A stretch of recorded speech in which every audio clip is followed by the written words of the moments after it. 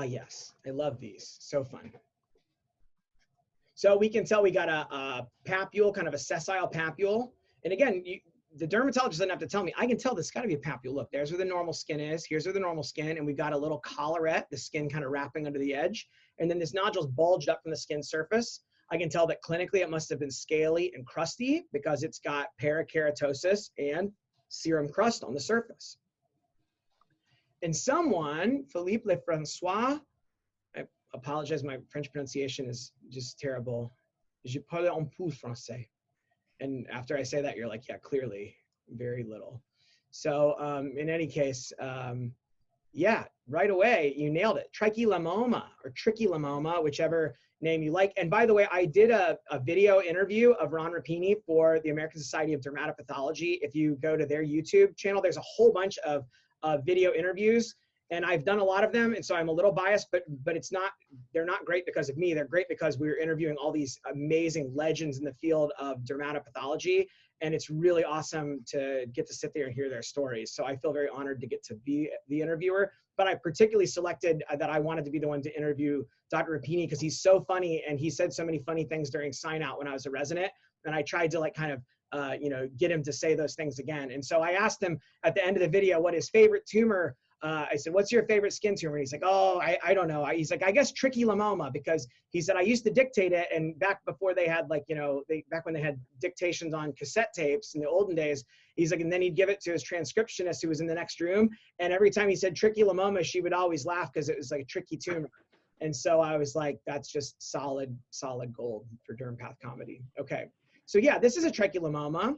And tricholemomas tend to have this kind of bulging, pushing down shape, or a bowl shape pushing into the dermis. And in the bottom, that's what they look like. At the top, they tend to be warty oftentimes. And in fact, some people believe that these are really variants of wart. And some people believe that these are actually just warts that involve a hair follicle. And there's been arguments back and forth and people testing for HPV, and some studies say yes and some say no. I think that they're actually hair follicle tumors, but they certainly do look warty on the surface in many cases. This one doesn't particularly, probably because the patient scratched and ulcerated it away, but clinically, oftentimes they're on the nose or elsewhere on the face most of the time.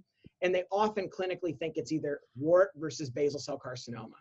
So that's the clinical impression from the dermatologist, is often includes wart in their differential because they have a verrucous looking surface in many cases, okay? So the key is that you've got this bulging shape pushing down to the dermis.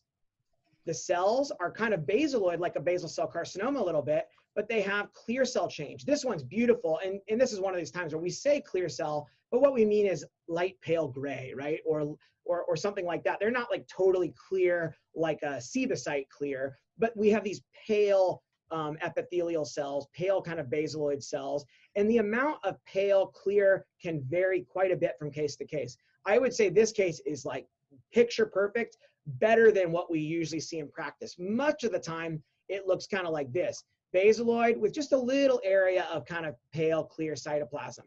There's going to be peripheral palisading of the nuclei right around the base, but unlike basal cell carcinoma, usually it's going to lack that mucin-filled cleft. Although I've seen a couple times where there were exceptions, most of the time you don't have that mucin-filled cleft, okay? So recognizing this pattern right here and that smooth border is really, really helpful, because sometimes tricholemomas do something weird in the middle. They do this. And if you just took a picture of this, I could put it in any book and say this is infiltrative basal cell carcinoma with kind of squamatization, or basosquamous carcinoma, or infiltrative squam if you wanted, any variation of infiltrative bad skin cancer, right? Look at these little cords of cells just going everywhere and invading the dermis with all this mucinous looking response. You give anyone a biopsy just of this and they're going to say, yeah, that's infiltrative carcinoma, basal squam, or some combo, whatever name you want to give it. Patient needs Mohs surgery. You know, this is it's going to be aggressive clinically. This is one of those where looking in the middle is going to mess you up.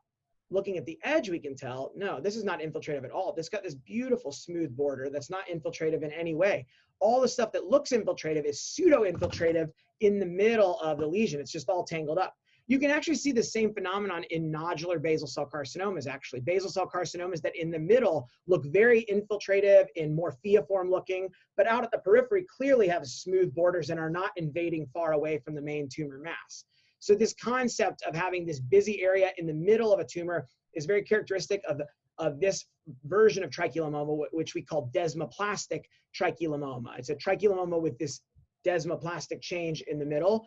And you can see this phenomenon in other types of tumors, basal cell carcinoma and other adnexal tumors that look busy in the middle but are smooth at the edges, okay? So the important thing is this is a benign entity, okay? And this is kind of confusing because if we go back to trichoepithelioma, and a lot of times trainees get these confused because all these freaking tricho names, right? This is why people don't like dermpath, because we've got 100 names and they all sound alike for everything. Okay, trichoepithelioma and desmoplastic trichoepithelioma look totally different. And in my thinking, I feel like they are two different tumors probably. They're both benign hair follicle tumors, but they look and seem totally different. Here, on the other hand, what we call desmoplastic trichilemmoma, I think is just a regular trichilemmoma that has this variation pattern in the middle that just got this funny change to it. And the reason that these are important is tricholemmomas are relatively common. They're often on the face and get diagnosed because the clinician is worried that it may be a basal cell carcinoma. And then on a partial biopsy of one of these desmoplastic ones, you're going to easily call this cancer when it's actually benign. So if you just had a biopsy through here, there's really nothing that you could legitimately do. I would probably call this cancer, and so would anyone. And, you know, the patient would get over treatment, but in the end, the outcome would be fine. So you can only do so much. But the thing is to always remember that if you say you had a shave biopsy that showed this, it's always a good game to play, I think. It's kind of a scary game, but I like to play this when I've got a big specimen, is what would I have called this if I only had a biopsy here or here? Try to imagine, would I have been able to make this diagnosis without seeing the entire specimen? Again, it's scary because you'll realize, oh my gosh, how many things am I misdiagnosing? But it helps teach you when to be cautious, right? And in dermatopathology, we spend a lot of time, at least in the United States, looking at shave biopsies, which in fact, I'm actually okay with. I think shave biopsies done by a skilled dermatologist are actually really an appropriate way to handle a lot of different things, but there are some limitations to them. And the partial sampling of bigger lesions is certainly one of the main limitations that we see. So in this case, though, if you had a shave here, this area looks very scary, but over here we see basaloid, palisading, and clear cell change. So what I would do if I had this is I would say this is actually suggestive of a desmoplastic trichilemmoma. However, I can't really see the whole lesion and it goes to the base. So if they're concerned that it may not be representative, or if the lesion persists or grows back, then they may need to remove it to make sure that there's not something more aggressive underneath. So that's kind of how I'll handle this case if I see some areas like this. So learning to recognize that background trichilemmoma is a useful clue that can help you out in difficult cases, okay?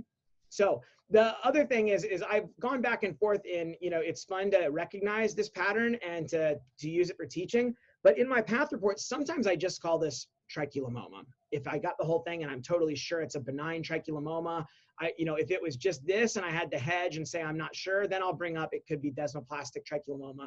But if the whole lesion's there and it's obviously this is benign, then sometimes just calling it trichilemmoma is fine because the dermatologist knows that's benign. Desmoplastic is a scary word, right? Because desmoplastic melanoma and other things that have that term in it. And so I feel like sometimes that causes unnecessary anxiety. And in fact, not long ago, I actually broke my rule and I said, I'm going to call it desmoplastic trichilemmoma because it's such a beautiful one. And I just feel, you know, like adding an extra adjective today. And sure enough, actually, the dermatologist said, they emailed me and said, you know, these are benign. And so I'm okay. I mean, they knew it was benign, but they still wanted to double check with me that it was okay to just follow the patient. I said, oh yeah, totally fine. But I realized it causes people to have a little extra anxiety sometimes, I think. The dermatologists who are watching this are welcome to comment on that. You know, does it freak you out to hear desmoplastic, or are you like, no problem, it's all good? You can add your comments in the chat box. All right. So, but really good example though, that they can get very, very scary looking in the middle. Freaks us out. See, I knew it. I knew it. So, which is also why I don't call things desmoplastic nevus. Yes, it's been described. I call them sclerotic nevus if I want to use, because sclerotic is not a scary word. There are certain words that have become kind of trigger words, right? Spitz or spitzoid, scary sounding word because of all the angst over spitzoid lesions. And there are other words like that. And And in the end, you know, okay, another philosophy point, because why not? You guys have been so tolerant of everything I'm saying, and there's probably only 2 people left on the call, but that's okay. In any case, oh yeah, my point was, you know, pathologists, we love to be semantically pure, you know, we love to be super precise and detailed with our language, but there are times when I'm never gonna like lie and say something is something that it's not. But there are times where I would rather use a somewhat less precise term, or a term that doesn't technically fit perfectly with, you know, our scientific knowledge of this thing, if that term actually gets the message across in a better way that will enable good patient care. So I think that that's an important thing for me, that I try to always think, am I actually clearly communicating the message that's going to get the patient the right treatment? Again, just to be clear, I'm not telling you to lie and make up diagnoses or to say something that it's not. But there are times where we argue about terms and say, well, technically this should be called this, and that's fine in the literature, but this is part of what makes pathology in general confusing, especially to non-pathologists, because we're constantly changing the names of everything. And I'm not saying it's wrong, I'm just saying it's true, okay?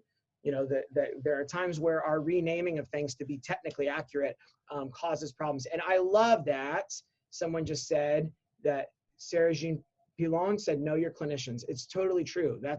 We could do philosophy all day, but spending time to develop a good relationship with all of the people who send you biopsies and all of your surgeons and dermatologists, getting to know them, give them your cell phone number. Don't just call them when there's a problem, right? Build a relationship with them, call them and ask them for clinical info, or say, this is a hard case and I'm debating how to handle this. What are you going to do with the patient? Or like, you know, how much rides on this? That can let you sleep a lot better. And also I think it makes your dermatology and surgery colleagues feel more comfortable calling you, because sometimes they may have a little doubt, but they're like, well, I don't really want to bother them. But if they're already friends with me, then they'll just be like, hey, just, you know, is this cool? Like, do I need to worry about this? And I want to know when they have doubts. I would rather know if something doesn't make sense. I would rather know tomorrow or next week rather than next year when it's metastasized or there's some terrible problem. And they were like, well, I felt it was kind of weird at the time, but you said it was benign.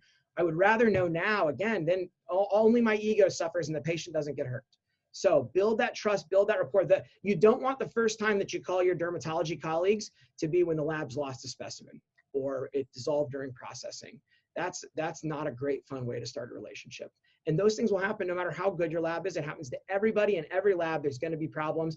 And it's better to have that friendship and that rapport built up ahead of time. And in any case, there you go. That's my little bit of wisdom that I've learned is, in the end, the relationships with people, they matter more than all the technology in the world.